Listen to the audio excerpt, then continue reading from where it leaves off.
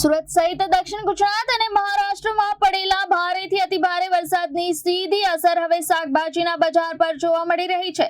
ખેતરોમાં પાણી ભરાઈ જતા અનેક પાકને નુકસાન થયું છે, જ્યારે વાહન વ્યવહાર ખોરવાતા બજારોમાં શાકભાજીની આવક પણ ઘટી છે। સુરતના શાકભાજી બજારોમાં છેલ્લા કેટલાક દિવસોથી ભાવમાં સતત વધારો જોવા મળી રહ્યો છે। દક્ષિણ ગુજરાત અને મહારાષ્ટ્રમાં પડેલા ભારે વરસાદને કારણે અનેક વિસ્તારોમાં ખેતરોમાં પાણીમાં ગરકાવ થઈ ગયા હતા, જેના કારણે શાકભાજીના પાકને ભારે નુકસાન થયું છે।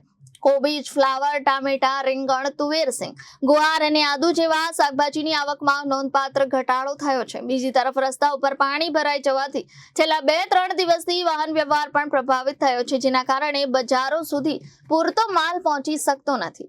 આવક ઘટતા માંગની સરખામણીએ પુરવઠો ઓછો રહેતા શાકભાજીના ભાવ આસમાને પહોંચી ગયા છે। વેપારીઓનું કહેવું છે કે જો આગામી દિવસોમાં પણ વરસાદ ચાલુ રહેશે અને ખેડૂતોને નવી વાવણી કરવાનો સમય નહીં મળે તો શાકભાજીની અછત વધુ ગંભીર બની શકે છે અને ભાવમાં હજી વધારો થઈ શકે છે। આ ભાવ વધારાની સૌથી મોટી અસર સામાન્ય ગૃહિણીઓ, મધ્યમ વર્ગ અને ગરીબ પરિવારોના માસિક રસોડાના બજેટ પર પડી રહી છે। રોજિંદા ઉપયોગના શાકભાજી મોંઘા બનતા લોકોનો ઘર ખર્ચ વધ્યો છે।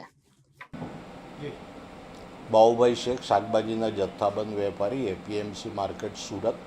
ગયા અઠવાડિયે જે આપણા સુરત શહેર અને દક્ષિણ ગુજરાતમાં ભારે વરસાદ પડવાના કારણે ખેડૂતોના ખેતરોમાં પાણી ભરાઈ જવાના કારણે અને સૌથી મોટી વાત જે રોડ રસ્તાઓ પર પાણી ફરી વળેલ હતા અને ટ્રાન્સપોર્ટેશનમાં જે તકલીફ પડેલી એ કારણથી અમારી માર્કેટમાં શાકભાજીના જથ્થાની આવકમાં ઘણો ઘટાડો નોંધાયો હતો। એ કારણથી 2-3 દિવસ ભાવમાં વધારો થયો હતો।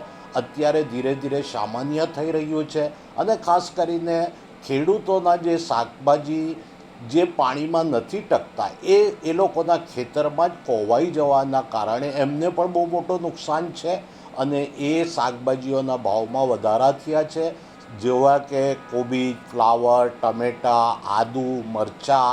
આ શાકભાજીના ભાવમાં થોડો વધારો છે, પરંતુ અત્યારે વરસાદે પૂરો ખાધો છે એટલે ધીરે ધીરે હવે સ્થિતિ સામાન્ય થઈ જશે।